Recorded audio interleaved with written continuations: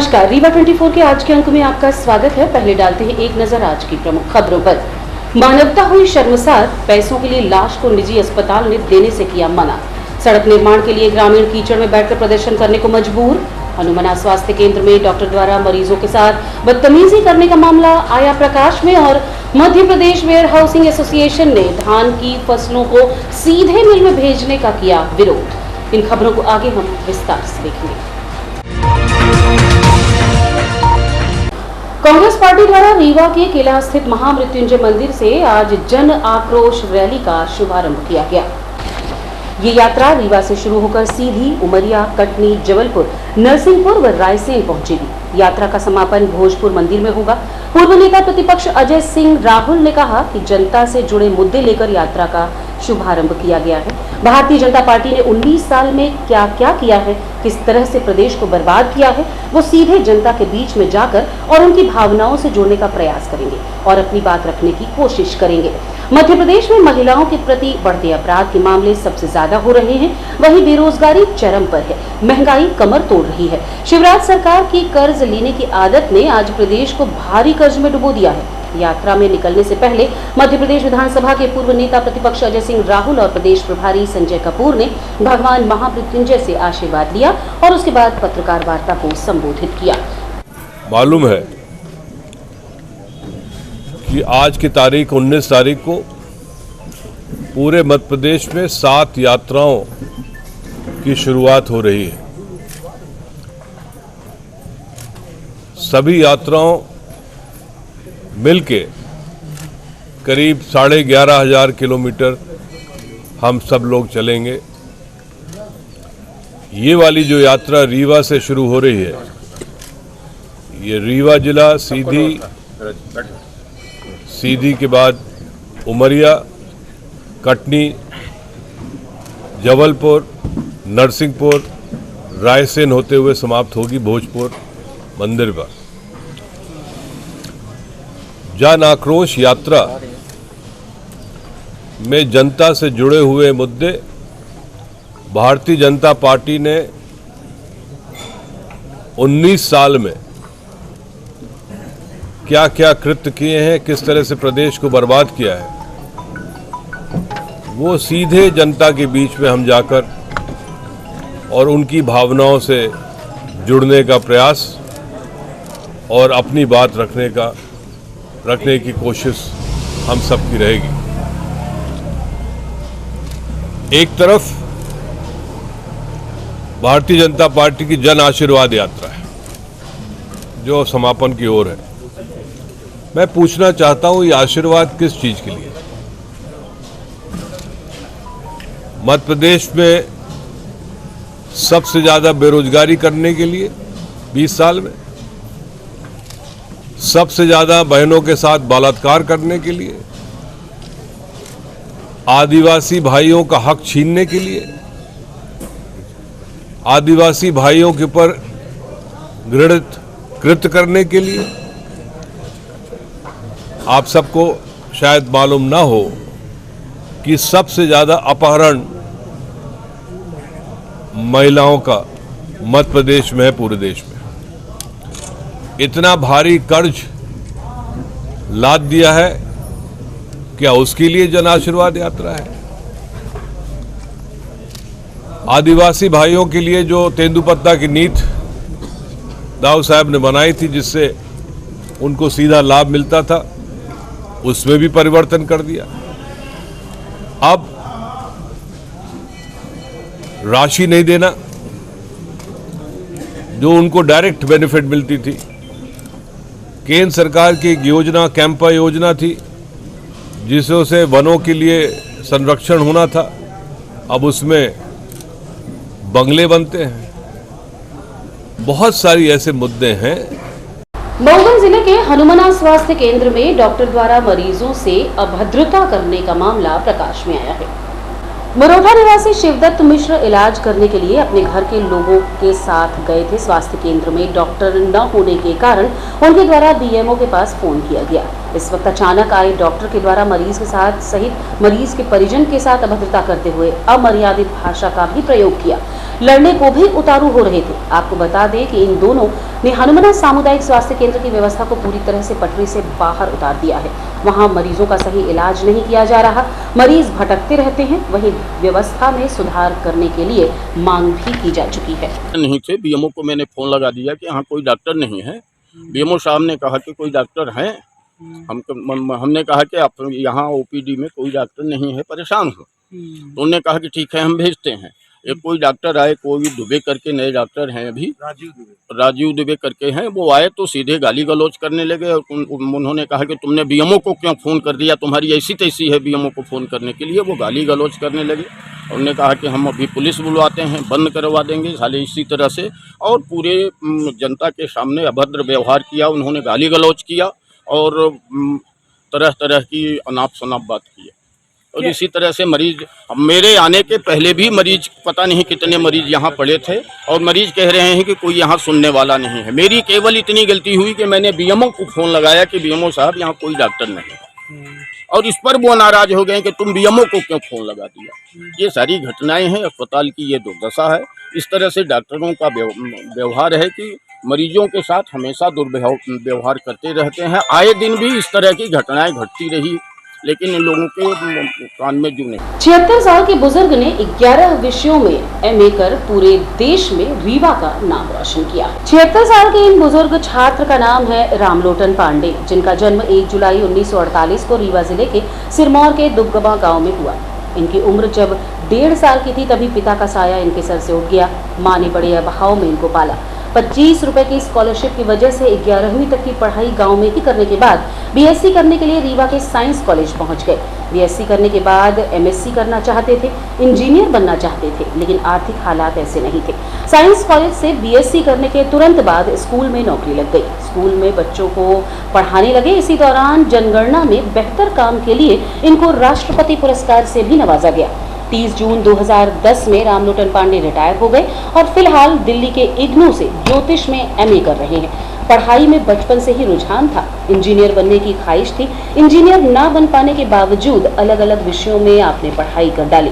PhD इसलिए नहीं की कि उसमें ज्यादा वक्त लगता है, इतने वक्त में 2 सब्जेक्ट में एमए हो जाता।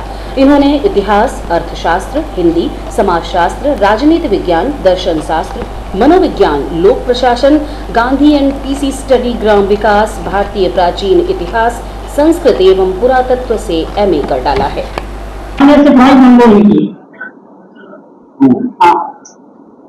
चुनाव कुछ चुनाव कर जाती है, ये पढ़ाई बंद सतत है। लास्ट डिग्री करनी आपने पिछले साल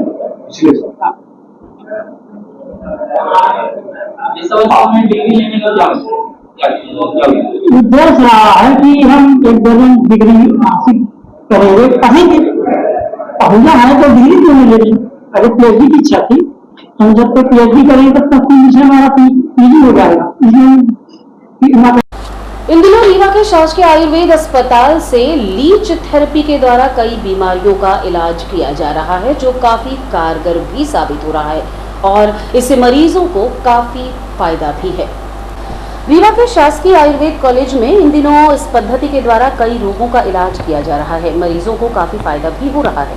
इस पद्धति में शरीर के जिस भी हिस्से में इलाज कराना होता है वहां पर जोंक छोड़ दी जाती है, जिसके बाद दूषित रक्त चूसने के बाद जोंक अपने आप उस हिस्से से अलग हो जाती है।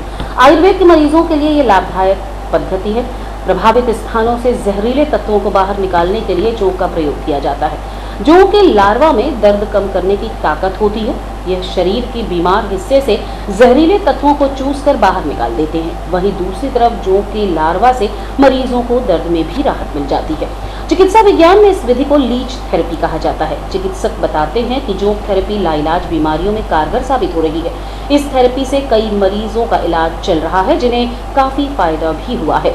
रीवा आयुर्वेद कॉलेज में जोंक थेरेपी से चर्म रोग जैसे दाद, घाव, नसों का फूलना, कील मुहासे, सिर पर से किसी एक जगह से बाल कम हो जाना जैसी कई बीमारियों का इलाज सफलतापूर्वक किया जा रहा है। इससे मरीजों की भी किसी तरह की भी कोई दिक्कत नहीं हो रही। इस पद्धति से आयुर्वेद में इलाज प्राचीन काल से ही चला आ रहा है, जो बिना जहरीली जोंक होता है उसको पहचान कर हीरोडोमिलोनिसिस एक जोंक होती है, उसका प्रयोग इलाज के लिए किया जाता है।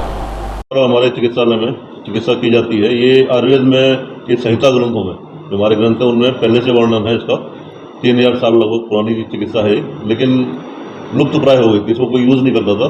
लेकिन हम लोगों ने इसको यूज़ करना प्रारंभ किया और कई सारी बीमारियां ऐसी हैं जिनमें कि इसके रिजल्ट बहुत अच्छे दिखाई देते हैं। खासतौर से गैंग्रीन, जिसमें कि एलोपैथी में इसका कोई इलाज नहीं है, पैर काटने के अलावा, उंगली काटने के अलावा कोई इलाज नहीं होता। बर्गर डिजीज़ एक डिजीज़ होती है, वो है, और माइग्रेन है, एक्जिमा है, हार्ट के ब्लॉकेज हैं, कई सारी और बीमारियां हैं। जैसे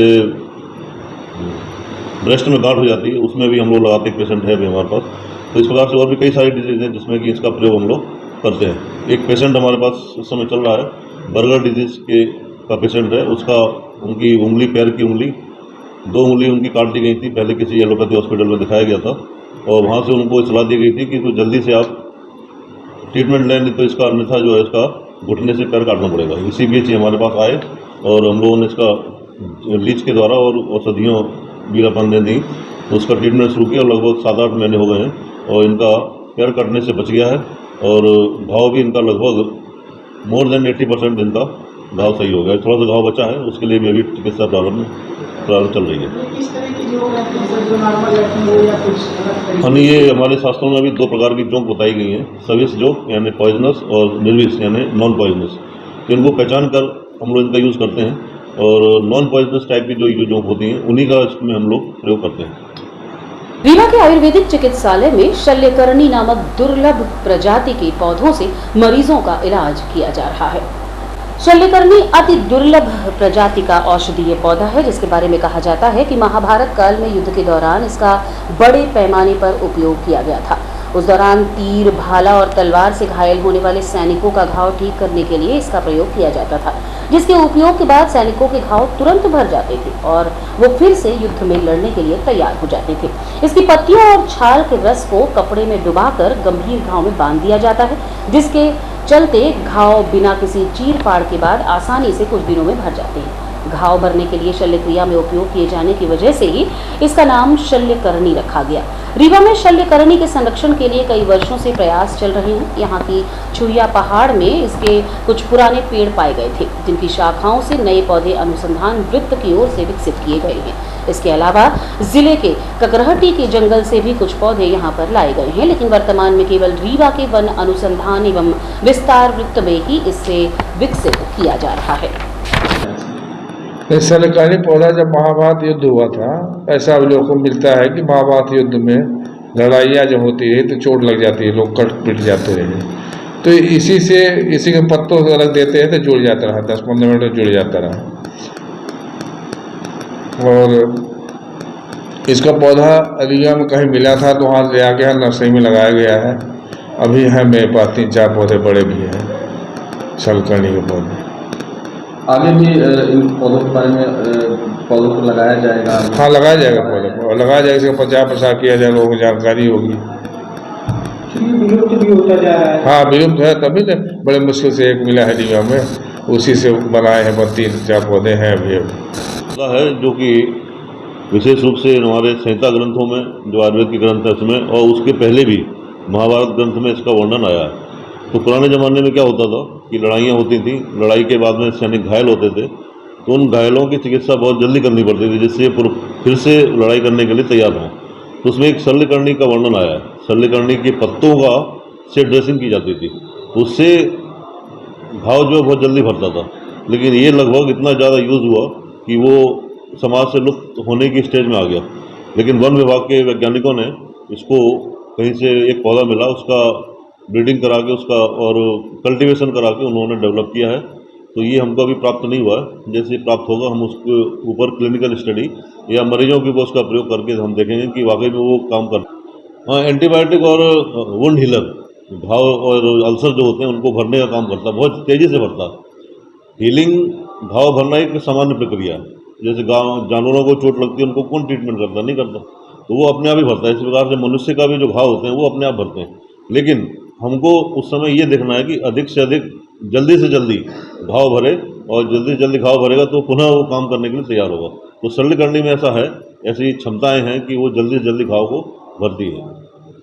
मऊगन जिला अंतर्गत ग्राम पंचायत भाटी सिंगरान के ग्रामीणों ने कीचड़ में बैठकर धरना प्रदर्शन करने को मजबूर है।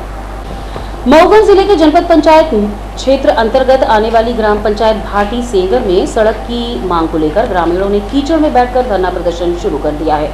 धरना प्रदर्शन कर रहे ग्रामीणों ने ग्राम पंचायत के सरपंच पर भ्रष्टाचार के गंभीर आरोप लगाते हुए कहा कि ग्राम पंचायत के सरपंच के द्वारा विभिन्न मदों की राशि आहरित कर लिए जाने के बाद भी गांव की सड़क अधूरी है, जिससे गांव के लोगों को काफी मुश्किलों का सामना करना पड़ रहा है। वहीं ग्रामीणों ने कहा कि मामले की शिकायत कलेक्टर से करने के बाद भी आज तक कोई कार्यवाही नहीं हुई, जिससे हम लोगों को धरना प्रदर्शन करने के लिए विवश होना पड़ रहा है। कार्यवाही न होने पर ग्रामीणों ने उग्र आंदोलन करने की चेतावनी भी दी है। रोड नहीं है, बच्चों को स्कूल आने जाने में बहुत दिक्कत होती है। जिस दिन बारिश होती है तो घर तक गाड़ी नहीं आ पाती, बच्चे गिर जाते हैं, घर लौट जाते हैं वापस। यही सबसे बड़ी समस्या है।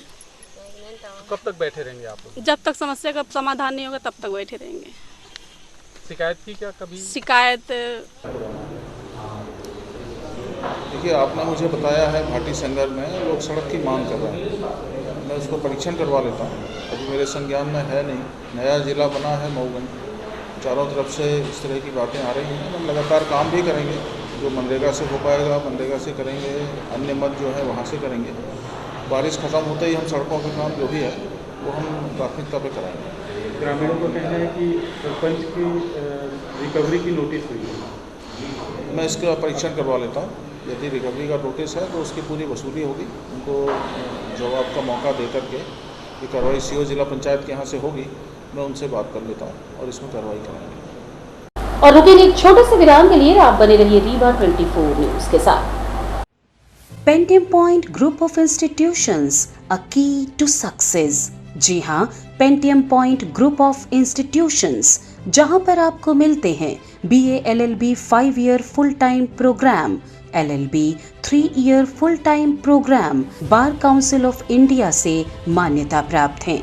MBA के 2 year full time programme AICTE new Delhi से मान्यता प्राप्त हैं। Pentium point college of pharmacy, T pharma 2 year full time program PCI New Delhi द्वारा मान्यता प्राप्त। पेंटियम पॉइंट टेक्निकल कॉलेज में स्नातक व स्नातकोत्तर के सभी पाठ्यक्रम संचालित हैं, जिनमें प्रवेश प्रारंभ है। हमारा कॉलेज कोड है P500। याद रखिए, सामान्य वर्ग BPL कार्ड धारकों को शिक्षण शुल्क में छूट व SC ST OBC छात्रों को मध्य प्रदेश शासन के नियमानुसार छात्रवृत्ति। आप संपर्क कर सकते हैं हमारे हेड ऑफिस में, जो है हेड गेवार नगर, रेडियो कॉलोनी के सामने रीवा, और कॉलेज कैंपस में जो है करहिया सिमरिया रोड और हरदी सिमरिया रोड रीवा में। अधिक जानकारी के लिए हमारे फ़ोन नंबर पर संपर्क कर सकते हैं। हमारा फ़ोन नंबर है 07662438035। मोबाइल नंबर पर भी संपर्क किया जा सकता है, जो है 9992084339। रीवा के एक निजी अस्पताल में प्रबंधन द्वारा पैसों के लिए मृतक की लाश न देने का सनसनीखेज मामला प्रकाश में आया है। शिवलाल पटेल ने बताया है कि कुछ दिनों पहले एक निजी अस्पताल में उन्होंने अपने छोटे भाई को भर्ती कराया था। डॉक्टरों ने बताया कि उनके दिमाग की नस फट गई है, जिस पर 25,000 की बात हुई, लेकिन लगभग 1,10,000 रुपए लिए गए। दवाइयों का खर्च अलग हुआ। उसके बाद भी भाई नहीं बचा। अब मरने के बाद लाश देने के लिए 1,41,000 और मांग रहे हैं। आपका नाम? शिवदास पटेल। क्या घटना हुई है? मेरे छोटे भाई के जो है तो बोले के ब्रेन के नस फट गई है, क्योंकि यहाँ जब ले आया तो बोले तत्काल ऑपरेशन करना पड़ेगा। तो मैं खर्चा पूछा कि खर्चा कितना आ जाएगा सर, तो बोले 1,25 के आसपास आ जाएगा। तो हम कहें ठीक है सर। मेरे से कागज़ में साइन करा दिए। क्या लिखे पढ़े हैं कागज़ में, मैं इतना जल्दी पढ़ लिख नहीं पाया उसको कागज़ पे।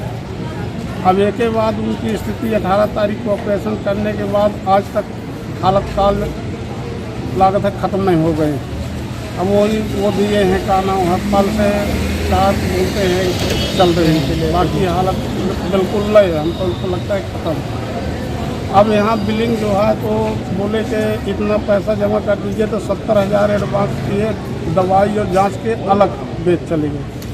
1,10,000 के करीब में पैसा जमा कर चुका। अब जो है तो 1,41 पैसा बोलते हैं और दो, नहीं तो बॉडी नहीं देंगे। तो अब मैं 4 बजे से इनसे गुहार लगा रहा हूँ कि मेरी बॉडी दे दी जाए, तो 4 बजे से जो है तो अभी आए। यही हमारा निवेदन है कि मेरी बॉडी दिला दी जाए, और नहीं देते हैं बॉडी तो ठीक है, हॉस्पिटल जिम्मेदार रहेगी, मैं जाता हूँ। हो गया कहीं थाने में शिकायत वगैरह आपने की? अभी नहीं किया हूँ थाने से। Madhya Pradesh where housing association द्वारा आज एक विशेष बैठक का आयोजन हुआ। मध्य प्रदेश वेयर हाउसिंग संगठन द्वारा आज एक बैठक का आयोजन किया गया, जिसमें बताया गया कि Madhya Pradesh state civil supplies corporation limited Bhopal द्वारा एक पत्र जारी किया गया है। इसमें कहा गया है कि इस सत्र में उपार्जित होने वाली धान सीधे मिल को सप्लाई की जाएगी। अगर फसल सीधे मिल को सप्लाई की जाती है तो वेयर हाउस खाली रह जाएंगे और उनको मिलने वाली सब्सिडी का लाभ नहीं मिल पाएगा। इस संबंध में हमने पन्नालाल अवस्थी से बात की। ये Madhya Pradesh association where housing association की बैठक है। इस बैठक में हम लोगों ने निर्णय किया है, एक आदेश आया है जो कि मिलिंग स्टेट सप्लाई के द्वारा, स्टेट सप्लाई के द्वारा जो हमारे नागरिक आपूर्ति निगम है उसके अधिकारियों के द्वारा डॉक्टर प्रियंका गोयल के द्वारा एक आदेश पारित किया गया है, जिसमें ये कहा गया है कि अब की बार धान कि जो उपार्जन होगा उस उपार्जन को सीधे मिलिंग के यहाँ जाएगी। इसका मतलब ये हुआ कि पूरे वेयर हाउस खाली रहेंगे मध्य प्रदेश के। अगर ऐसी स्थिति हुई तो हमारी जो सब्सिडी में मिली है और उसमें जो हम ऋण चुकाते हैं, जो किस्त देते हैं, वो किस्त भी नहीं दे पाएंगे और सभी वेयर हाउस बिकने की स्थिति में हो जाएंगे, माली हालत ख़राब हो जाएगी। एक और सरकार ये कह रही है कि आप किसानों को मदद कीजिए, किसानों की मदद की जाएगी और गेहूं दाना पर उपार्जन का जो भी सामान है, जो भी हमारा गेहूं धान खाद कुछ भी है खाद्यान्न पदार्थ, सभी को सुरक्षित रखा जाए। माननीय नरोत्तम सिंह तोमर द्वारा भी इस बात को कोट किया गया था कि हमारे इतने वेयर हाउस होना चाहिए कि हर गांव में हर जगह खाद सुरक्षित रहे। तो खाद सुरक्षित रखने के लिए उन्हें सब्सिडी दे रहे, हम वेयर हाउस बना रहे हैं और वेयर हाउस में रखा जाएगा। अभी बीच में कौन सी ऐसी स्थिति सरकार की आ गई कि सब वेयर हाउस में माल ही नहीं जाएगा, तो फिर हमसे क्यों बनवाए गए, हमें सब्सिडी क्यों दी गई, हम खाद्यान्न नहीं रखेंगे तो मिलिंग वाले के पास सुरक्षित रह नहीं सकता है। वो निश्चित रूप से वो खाद्यान्न खराब हो जाएगा और आधी सरकार को नुकसान होगा। इसके पीछे क्या लॉजिक है ये हम लोगों को समझ में नहीं आता। हम इसमें कोर्ट भी जाएंगे, माननीय शिवराज सिंह चौहान माननीय मुख्यमंत्री जी से बोलेंगे, माननीय राजेश शुक्ला जी से हम इस संबंध में चर्चा करेंगे। ये कई जगह हम लोग बोलेंगे, हड़ताल प्रदर्शन जो भी हमसे बनेगा हम करेंगे, लेकिन अगर ऐसी स्थिति बनती है तो हम किसी भी तरह से इसका विरोध करेंगे और अपना हक हासिल करके ही रहेंगे। और रुकेंगे एक छोटे से विराम के लिए। आप बने रहिए रीवा 24 न्यूज के साथ। हड्डी जोड़ एवं रीढ़ रोग तथा स्त्री रोग एवं प्रसूति रोग का इलाज एक ही छत के नीचे। विघ्नहर्ता hospital and trauma centre, hotel landmark के पास, रतहरा, रीवा। डॉक्टर संतोष सोनी, पूर्व चिकित्सक, बॉम्बे हॉस्पिटल, मुंबई। हड्डी जोड़ एवं रीढ़ रोग विशेषज्ञ, छोटे चीरे एवं दूरबीन विधि द्वारा हाथ तथा पैर की हड्डियों का ऑपरेशन। गठियाबात, जटिल एवं बिगड़े हुए फ्रैक्चर का बेहतर इलाज करते हैं डॉक्टर संतोष सोनी। विघ्नहर्ता हॉस्पिटल ट्रॉमा सेंटर में ही स्त्री एवं प्रसूत रोग विशेषज्ञ डॉक्टर शैलजा सोनी भी उपलब्ध हैं, जिनकी देखरेख में नॉर्मल डिलीवरी, सिजेरियन ऑपरेशन एवं बच्चेदानी से संबंधित ऑपरेशन की बेहतर सुविधा। संतानहीन दंपत्ति तत्काल संपर्क करें। विघ्नहर्ता hospital and trauma centre, hotel landmark के पास, रतहरा, रीवा। सुविधाजनक एवं सफल इलाज हेतु आज ही संपर्क करें। विघ्नहर्ता hospital and trauma centre, hotel landmark के पास, रतहरा, रीवा। मोबाइल नंबर 7828781983 अथवा 8462956774 पर। Progressive federation of the visual challenge and प्रांतीय कलाकार एकता मंच द्वारा एक बैठक का आयोजन आज विवेकानंद पार्क में किया गया। बैठक के दौरान दिव्यांगजन कलाकारों के हित के बारे में चर्चा की गई। साथ ही आगामी 25, 26 और 27 सितंबर को राष्ट्रीय स्तर की progressive federation of the visual challenge की बैठक वृंदावन में होने जा रही है, जिसमें 23 सूत्रीय मांगों के साथ इसके संबंध में जानकारी साझा की जाएगी। आपको बता दें कि अक्सर दिव्यांगजनों को इन कार्यक्रमों में काफी कठिनाइयों का सामना करना पड़ता है, जिनको लेकर रघुवीर शरण श्रीवास्तव सहित कई अन्य कलाकार आज एकत्रित हुए और आगामी तैयारी को लेकर चर्चा की गई। पहले तो आप सभी का बहुत बहुत स्वागत है, मीडिया कर्मियों का, सभी का, जितने भी लोग आज मेरे इस छोटे से बुलावे पर आ गए, सबका बहुत बहुत स्वागत है। ये केवल एक ऐसा संगठन तैयार किया जा रहा है जो समस्त दृष्टिहीन दिव्यांगजन और हमारे जितने साथी कलाकार हैं उनके लिए समाज में उनकी क्या भूमिका होनी चाहिए और समाज और सरकार की धाराओं से उनको कैसे जोड़ना चाहिए, हमारी आपत्ति विपत्ति में कलाकार और दिव्यांग जो फंसे रहते हैं उनके लिए क्या होना चाहिए, उस संदर्भ में आज एक छोटा सा आयोजन। तमाम मुद्दे हैं, सभी के मुद्दे हैं, तो हम दिव्यांगों और कलाकारों के भी वही मुद्दे हैं। बेरोजगारी, रोजगार दो, शिक्षा दो, 600 रुपये पेंशन मिल रही है, मध्य प्रदेश सरकार इसको जो है संज्ञान में नहीं ले रही। भोपाल में रैलियाँ चल रही हैं, ब्लाइंडों पे लाठियाँ बरसाई जा रही हैं, है ना। तो ये शासन जो बेबस और लाचारों पर अत्याचार कर रही है, उसको सोच करके मुझ जैसे दृष्टिहीन और तुच्छ व्यक्ति के मन में जो भावना आई, उसका एक बीज और उसका एक पौधा लगाने की संकल्पना के साथ 75%, 25% शासन ध्यान दे रही है। तो हमारे पढ़ाए हुए विद्यार्थी प्रिंसिपल हैं, प्रोफेसर हैं, 500 बच्चे हमारे टीचर हैं, वर्ग 1, 2, 3 में ऐसी बात नहीं है। लेकिन ऑल ऑफ क्यों नहीं हो पा रहे, 100% ऐसा क्यों नहीं हो रहा है। हमारे बच्चे जो 12वीं के बाद नहीं जा पाते हैं दिल्ली, बॉम्बे, कलकत्ता, मद्रास, जबलपुर, भोपाल, वो घर में बैठ जाते हैं या जा कर के दिल्ली में भीख मांगते हैं। क्या भीख मांगने के लिए हमने 12वीं पास कराया है उनको? मैं शासन से ये पूछना चाहता हूँ। आज आप पत्रकार बंधुओं को पेंशन मिल रही है, हमारे कलाकारों को पेंशन दे दीजिए, हम स्वागत करेंगे। मैं रिटायर्ड प्राचार्य हूँ डॉक्टर साहब, बड़ा अच्छा लगता है। 2018 में 70,000 रुपये तनख्वाह मिलती थी, आज 70 पैसे भी महीने का आय नहीं है। मैं क्या करूँ, आज मैं भी भीख मांग रहा हूँ। तो ये हमारी पीड़ाएँ हैं, कितनी पीड़ा आपको गिनाऊँ। 1980 16 मार्च 80 को पहले विश्व विकलांग दिवस हुआ करता था। 19 मार्च 80 से मैं संघर्ष किया हूँ व्यक्तिगत। सड़क पर लेटा हूँ, ट्रेन रोका हूँ, मैं अकेले नहीं, हमारे 5-7 हज़ार हमारे संतोष भाई, हमारे राष्ट्रीय दृष्टिहीन महासचिव और राष्ट्रीय दृष्टिहीन संघ के, उनके साथ में 16 मार्च 80 से 95 तक हम जब लड़ाई लड़े हैं, 15 साल, तब जा कर के हमारा विकलांग विधेयक पारित हुआ है। वो भी कैसे, पहले जब हम इंदिरा जी के पास गए, मैडम ने 2 दिन बाद टाइम दिया, कहती हमने तो PS बिल्डर को रिटायर कर दिया। मैंने कहा मैडम माफ़ करिए, भिंडर साहब को वापस बुलाइए, हमको विकलांग विधेयक चाहिए और कुछ नहीं चाहिए। तिवारी और संरक्षक हूँ बिंदु बधिर संगठन का, और दृष्टिहीन छात्रों की शिक्षण व्यवस्था और उनके शिक्षकों के प्रशिक्षण से मैं लगभग 2006 से जुड़ा हुआ हूँ। आज दृष्टिहीन दिव्यांग संगठन एवं प्रांतीय कलाकार मंच के द्वारा जो ये कार्यक्रम में प्रेस वार्ता का आयोजन किया गया है, निश्चित रूप से ये पूरे केवल रीवा जिले के लिए नहीं, पूरे प्रदेश के लिए ये बल्कि कहें राष्ट्रीय स्तर की समस्या है। और इसमें सबसे पहला जो महत्वपूर्ण बिंदु होता है कि इनका हम शिक्षण और इनका प्रशिक्षण और फिर इनके लिए हम पुनर्वास, रिहेबिटेशन, ये कार्यक्रम यदि शासन स्तर से या जिला स्तर से, प्रदेश स्तर से, राष्ट्र स्तर से इसको यदि लागू किया जाए तो निश्चित रूप से इनकी बेरोजगारी समाप्त होगी और इनको काम मिलेगा। क्योंकि ठीक है, कोई एक क्षेत्र में व्यक्ति बाधित होगा, दृष्टि नहीं है कि आवाज़ नहीं है, लेकिन उसके पास और बाकी चीज़ें बहुत अच्छी तरह से बेहतर हैं।